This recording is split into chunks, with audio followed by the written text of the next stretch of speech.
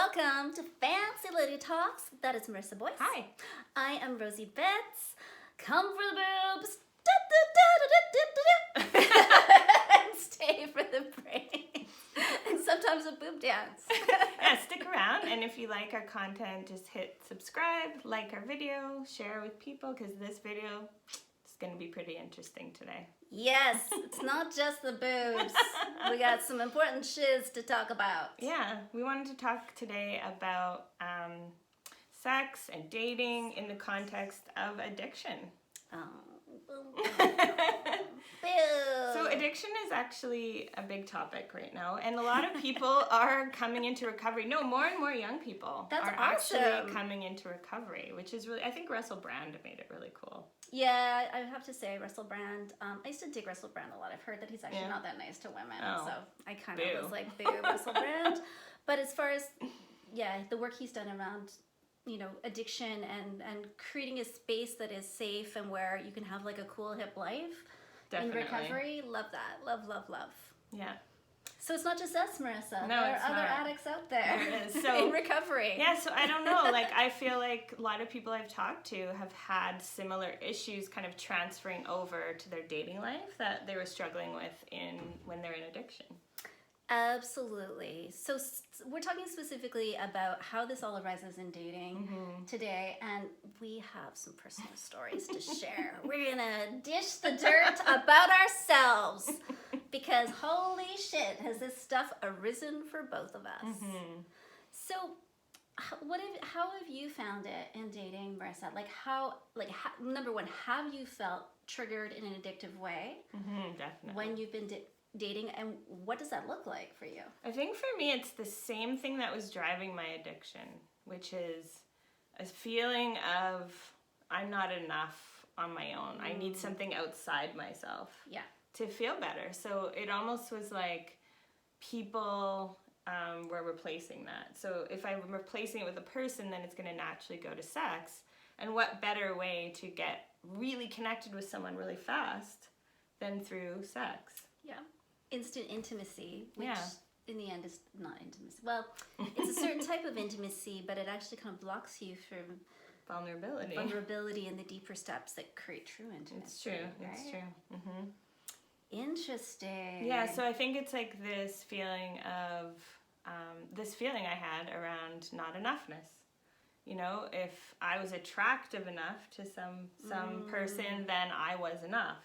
Yeah. And so sex would go along with that, right? And then I would feel, I have somehow some power, some control because this person finds me attractive, and then just using sex in that way became a habit. Totally. And did you notice, so historically, this has not been what's happened as I've entered into dating this time around, but historically I would notice once sex was on the table and I was hooked into that sex, and it was right away, like the first night, obviously. Yeah. But First night, of course. But I want to try out the merchandise. I want to see what I'm going to get. Take it for a spin. I want to take it for a spin. So once I was hooked into that sex, which generally meant a trauma bond. Yep. Then I noticed that I would do a lot of self-betrayal. Like I would give up things to have that sex. Yeah. It's the self-abandonment piece. Really. It's the same self-abandonment piece that you do to drink, to drug, to shop, to eat. It's the numbing out, right? Because if we're betraying and abandoning ourselves, we're not feeling. Yeah. Because we can't, because it's painful. Yeah. Yeah. And it's so much more fun to just be on this like hedonistic ride of like serotonin and dopamine and all these drugs in our brain, and to be making love for 8 hours. Well, and also the interesting one is oxytocin, because a lot of people that have grown up in trauma and chaos actually had a real lack of oxytocin from their caregiver. There wasn't as much bonding that went on. So since they didn't receive as much oxytocin, they really didn't create that in their own bodies. So so that in sex can actually be kind of the addictive component that's going on. Really? Huh, interesting. Yeah. And dopamine. People, addicts are notoriously low on dopamine. Yeah. Yeah.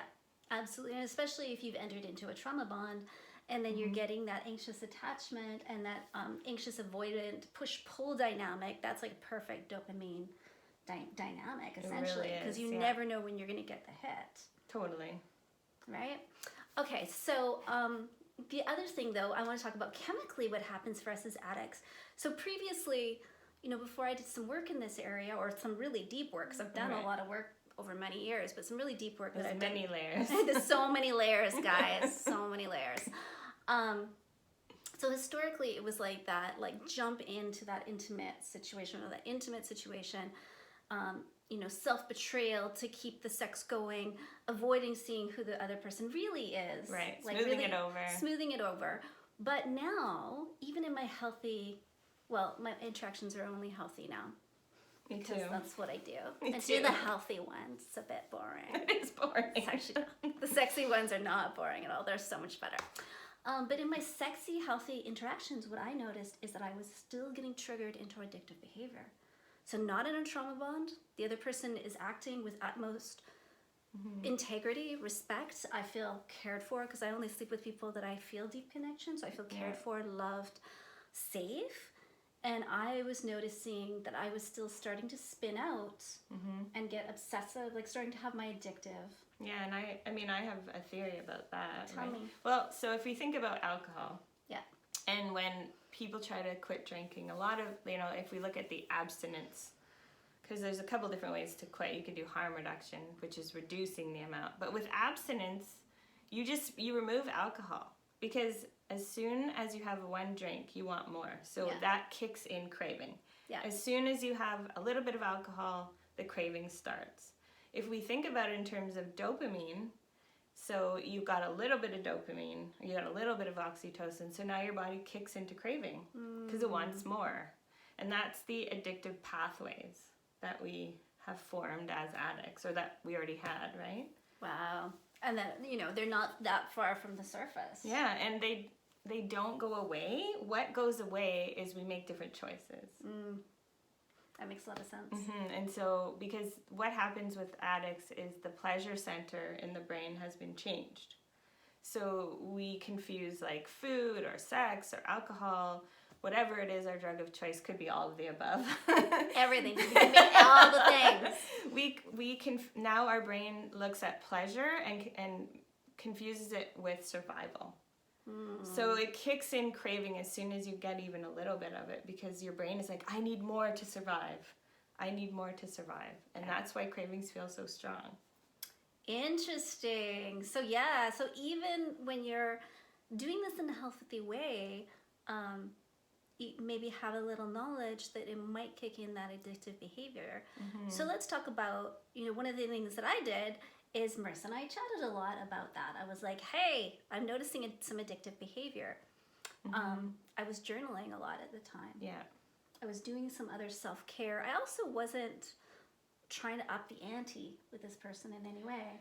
So, that's how you see the difference in the choices, right? Yeah. So your choice was like, oh, I'm noticing this addictive craving. I'm going to just put some space there. I'm going to take a pause. I'm going to press pause and do something else and just notice it, right? Yeah. That's the difference between the I'm going to just go use more. Yeah, I'm going to jump headlong into it. So you took some time. You slowed it down. I slowed it down. I, did some things that I would do in my sobriety, right? Ask for some community. Have some time to also be introspective and take care of myself, which helped, definitely. The other piece of that is also making a plan, right? Yes. So when I first started on this work of healing, I had to have a plan, right? I had to make a plan. Like we talked about this last time, especially in dating, like how much time are you willing to give in this? When it comes to sex, especially people who have addictive tendencies, it's good to even have a plan. Like, I won't sleep with someone until after we've had 10 dates, for example. Yes. Somebody might need to set those parameters because they have addictive tendencies, right? Well, I think that's so important to set those parameters, have a plan about what you feel good about. And then also, number 2, something that I do if I'm unsure, because maybe I have a plan, but maybe I don't. Maybe I'm like, maybe I'm gonna want to sleep with this person, maybe I'm not. Is I have a conversation about consent if sex is like the idea of sex is even on the table. Yeah.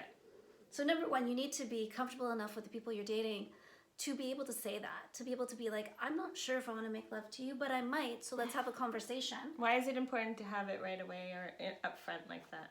So that you can make decisions around what you're willing to do and not willing to do before your arousal kicks in. Right. Because once you're aroused, your ability to consent has shifted. And it's actually shifted enough that it's like you've been drinking. Totally. It's like you're intoxicated. Under the influence, right? Absolutely. And that's for everybody, not just addicts. It's for all people. So there's a really strong belief right now or thought in the world of, somatic sexuality, sexology, all of that, probably sex therapy as well, that you can no longer properly consent as soon as you're aroused. So you need to have those conversations prior to that, right? That really makes sense. Right? And I like to do that before I'm, not even on the night. Like, I don't want to already be feeling like sexy and maybe I'm going to slide this way and that way because I'm not aroused, but things are going. You're excited. Yeah, I'm excited. Things are heading in that direction. I want to have that conversation like in the stark light of day with a coffee in my hand probably, or well, and do you know what I mean? Like, I am solid. I'm thinking about business. I'm not thinking about sex. Well, and this was interesting. You were mentioning this yesterday around having a conversation about sex that's not sexual. Yes. So how do you even do that, right? I think lots of people go to the this is a conversation where it's leading to sex. No, it's actually a conversation about sex. That's just laying everything out on the table, right? What kinds of things would you talk about in these conversations? In the consent conversation or a general conversation? Well, just the conversation you're talking about, the consent conversation. So the consent conversation, of course, it's coronavirus, so it's a moot point at the moment. My dating is like this. But this if you're watching this, if you're watching this if this is over, or even when things are a little bit more open, I love what the virus has done as far as upping our consent communication. So there would be a level of chat around consent via how do you feel about actually meeting in person, touching and breathing each other's air. So that would be number one consent conversation. Right. Number two would be like, these are my expectations around birth control. This is when I was last tested. Yeah, that's important. I am sleeping with X, Y, and Z, or I am celibate right now. All those things laid out on the table. So that's really important for the consent conversation. But I think you can also, prior to that, as you're exploring, getting to know this person, you can have a conversation about sexuality that is not innately sexual, that is not erotic. So it's not erotic in nature, right? You can have this generalized, and I think it's important, like because it's like saying, what food do you like to eat? Totally. What are you interested in? What are you into? Exactly, and it's okay. What are you not into? Totally.